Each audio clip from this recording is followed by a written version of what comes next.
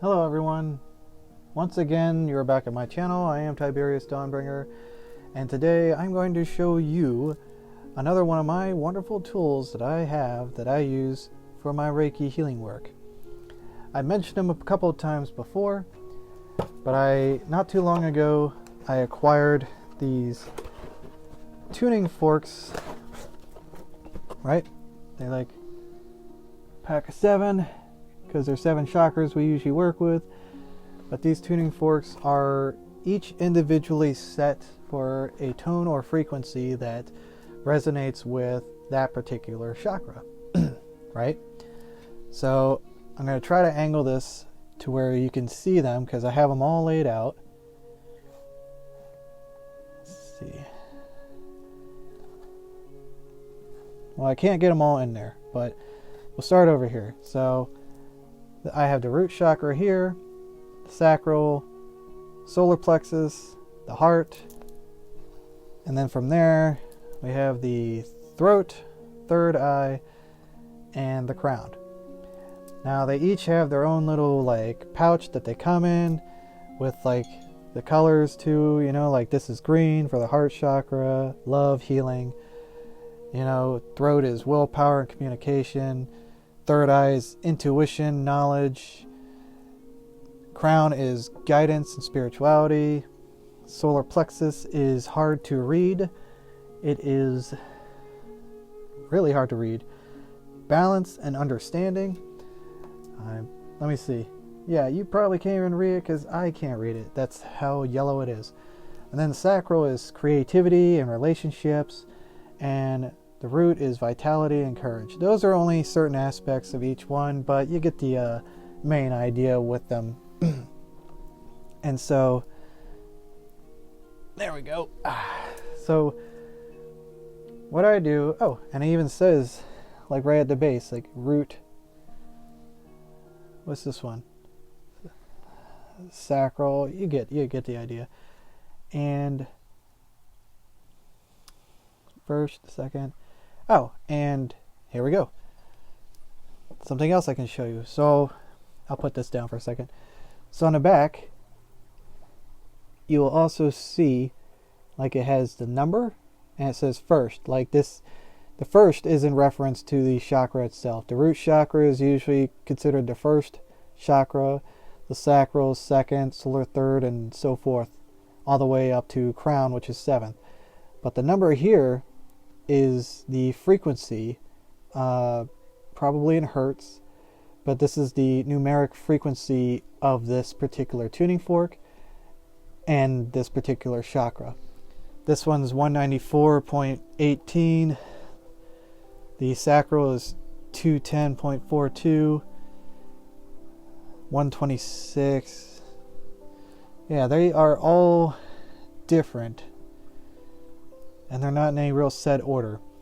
But anyways, that's how they are, and that's what these things do. So tuning forks. So excuse me. So what I usually do with these is, I think I mentioned before, when I do a session, when I start a session, the first thing I do is I take a pendulum that I have and I'll go over each one of the chakras and figure out if any of them are out of balance or counter-rotative and so forth. And if there are any that are like that, like 1 or 2, then I will usually grab the tuning forks that are associated with that particular chakra and I will utilize them during my session. Now when I first started doing this, what I would do with the client is I'd tell them beforehand, like before they got on the table, I'd be like, hey, we're going to use tuning forks. We may end up using tuning forks for your session. And I'd show it to them and kind of give them a brief explanation and be like, so if there's 1 or more chakras I need to work on, what I would do with the tuning forks is, like, as they're laying there, you know, hands and arms at their side, I would place the tuning, I would grab their hand and they would know that I'm getting ready to do something. So they aren't shocked or like it doesn't disturb their rest or whatever. So I'd touch their hand, letting them know that I'm going to place something there, and I'd place the tuning fork there and I'd get their hand to like grip around it, and so they would hold it, and then I would come by and and like walk off. And when it finally stops resonating, I come back by and, well, try not to hit it with the wood. And I usually do it in sets of 3s, you know. If I'm going to do it, I'm going to do it 3 times. Because 3, 6, 9, you know, they're magical numbers, you know, on a cosmic universal level, as well as like an energetic and metaphysical level. All numbers are, but, you know, 3, 6, and 9, they have their purposes, and so I try to utilize that as much as I can. Now, I don't do it like that anymore. I only did that for like 2, maybe 3 clients. So what I do now, because I felt like it was no matter how prepared they were for it and how gentle I tried to be with it, I still felt like there's still that momentary consciousness where they're like, oh, he's putting something in my hand. And I felt like even that was enough to kind of not like ruin the session, but it was still disruptive. And so what I decided to do was, instead of actually placing it in their hands and doing all that jazz, what I do instead is, I'll use this for example, since I'm using the root chakra one. Let's say their root chakra is out of whack. I will take this and I'll stand next to them and I'll just right over top of where the root chakra is, and I'll just kind of wave it around a few times until it's done.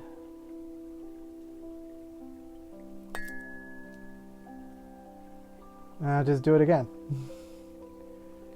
And I'll do a 3rd time. Usually that's about it.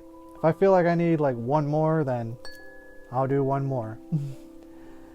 And if I feel like it, I'll go all up and down the body as well. Doesn't hurt, you know? Like I said many times before, the energy knows where it needs to go. So it's gonna go there, you know? So that's pretty much what I do with these things. I think I might hit that one a little bit too hard. Oh, that's better. And if you hit them really good, if you hit them just right, you get about a good, on average, 15 to 20 seconds before you have to hit it again.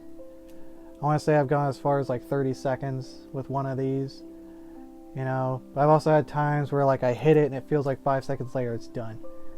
And that also was usually when I had them hold it. When they were holding it like this, somehow I feel like it was affecting it to where the harder you hold the base of it, the less time it's going to be resonating. See, it's already done. So that's another thing. And if you noticed, I won't grip it. I used to grip it like this and do it like I don't want to drop it kind of thing. But now I just kind of hold it as lightly as I can, with as little tension around it as I can muster. Wow, it's a totally different tone than the other ones, huh? But again, that's all I do. I just clunk, wave it around that particular area, over the body. I do it several times,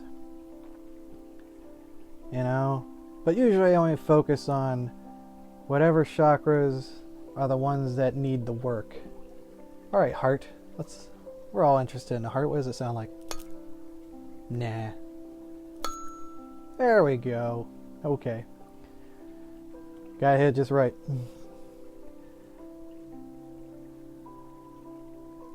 Yeah. Anyways, so real simple, real easy. But I tend to focus just on the chakras that need to work.